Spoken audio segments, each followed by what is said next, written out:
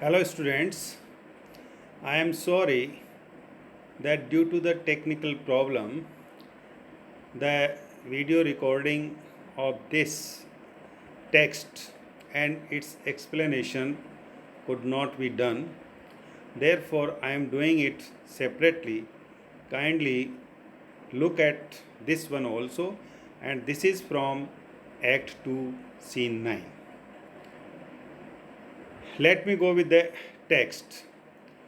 Not learning more than the fond eye doth teach, which prize not to the interior, but like the marklet, builds in the weather on the outward wall, even in the force and road of casualty, I will not choose what many men desire, because I will not jump with common spirits and rank me with the barbarous multitudes.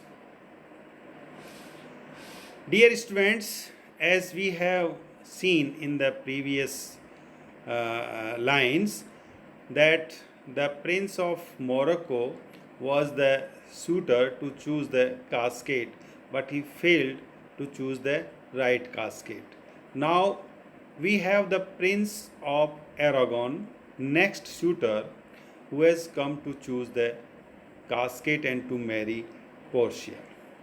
Here, Portia already makes it clear to Prince of Aragon that if he fails to choose the right cascade, he has to run away at once from here, and he will never disclose the truth of the cascade.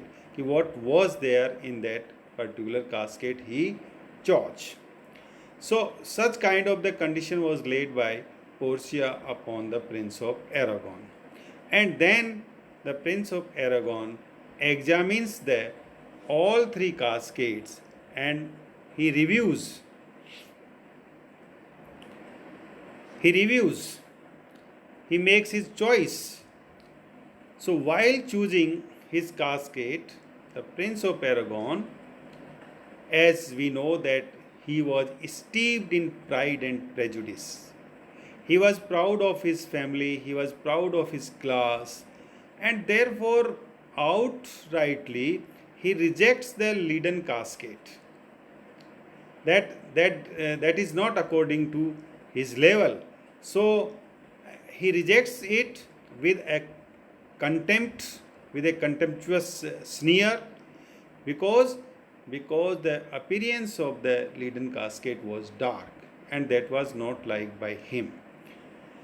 Then he comes to the golden cascade, and we know that what was written on the golden cascade, that this is what that the many men desire.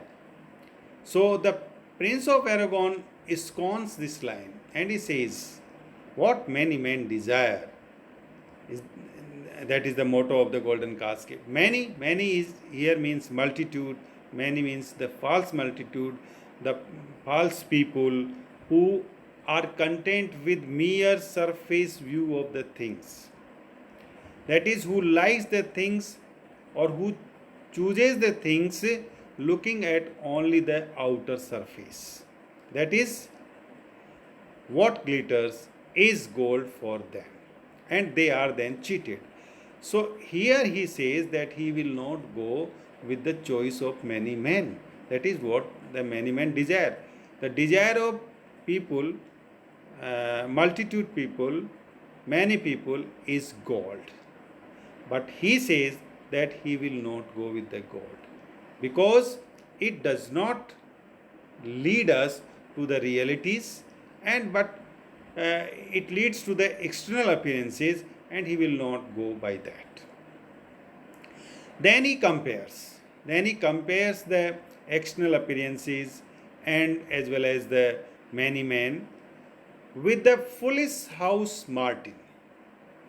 Martin is a kind of bird which builds its nest on the outer side of a wall of our houses, of our house or a house, where it is exposed to the danger Danger of what? Danger of weather, danger of accident.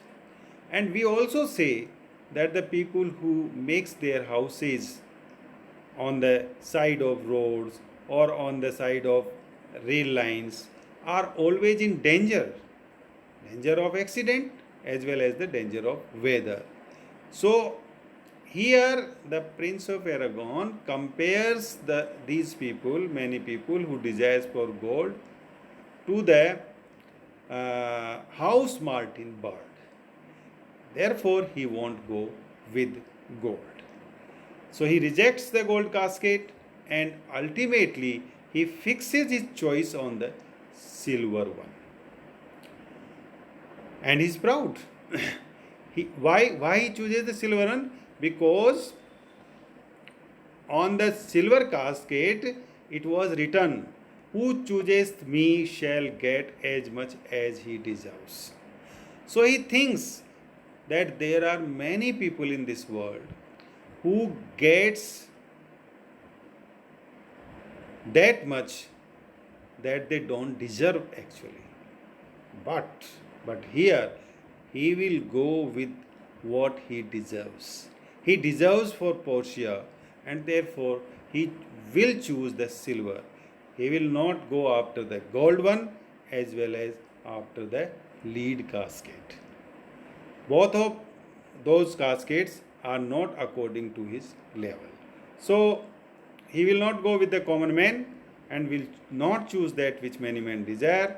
So he ranks himself with the he doesn't want to keep or to rank himself with the barbarous. Barbarous means here the uncivilized mass of people who are always hungry of gold, who are always hungry of what that glitters. So here the Prince of Aragon chooses the silver casket, but he also fails to choose the right casket. What he finds in the silver casket? He finds a fool's head in it. So he is also rejected. We know that Aragon is a typical Spanish don, always filled with the prejudices and pride of his class, and because of his pride, he never mentions a single time the name of Portia. Even the Prince of Morocco also doesn't mention the name of Portia in his speech or while choosing or observing or reviewing the casket. We also know that Spaniard typical character has been inserted by William Shakespeare in his plays because at that time the Elizabethan audience had the taste of that. That is, they liked them because of their hatredness. Elizabethan people hated the Spanish or the Spanish characters. That might have been the reason that Shakespeare have introduced these characters in his play. So this is what we have the explanation of these lines. If you have any difficulty, you are most welcome to ask. If we go some of the difficult word, just like not learning more than the fond eye doth teach. That is, he never knows more than the foolish eyes that can see. So, whatever the eyes sees, he has only that much knowledge. Here, the Prince of Aragon doesn't have much more knowledge than his own eyes sees. That is, whatever his eyes sees, he knows only that one. He doesn't want to go in the depth. That is, which prize not to the interior, that is, he is not able to go in the depth of that. But like the martlet builds, then he says that like the house martins, the birds which makes the house their nest on the outer wall of the house. So in the same way, he says that he will not go with the gold because the gold has the outer appearance or the glittering only. But there are many risks. So he won't choose that casket because the common spirits or because the barbarous multitude people has that motto because they like, and he will not go with them. So thank you very much, and please consider this text and explanation with the previous one. Okay.